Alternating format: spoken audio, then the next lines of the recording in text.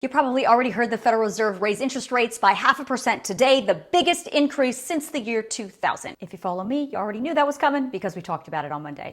I'm going to tell you what that means for you towards the end of this video, but first you need to know, according to the Fed Chair Jerome Powell, this is not the end of the rate hikes. The labor market is extremely tight and inflation is much too high. There's a broad sense on the committee that additional 50 basis point increases should be on the table for the next couple of meetings. The Federal Reserve will be meeting 5 more times this year, and as you heard him say, each time they meet, they may be raising interest rates by another 0.5%, at least for the next few meetings.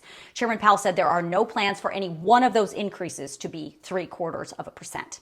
But where does it all end? Well, Powell says it depends on the economy at any given point. But some experts believe by the end of 2022, the rate could be increased by a total of 2, maybe 2.5% more than it was in 2021. Powell says the economy can take it. The American economy is very strong and well positioned to handle tighter monetary policy. It is essential that we bring inflation down if we are to have a sustained period of strong labor market conditions that benefit all. I know most of you know this, but for those of you who do not, the Federal Reserve is the central bank of the United States, and though it operates within the government, the policy decisions it makes do not have to be approved by the president or Congress. They're pretty independent. So what does today's rate hike mean for you? Well, put simply, it's going to cost you more money to borrow money, whether it's for your business or for you personally. Personally, we're talking about your credit card rates, some types of new or variable mortgage rates, new private student loans, and your new car loans, just to name a few.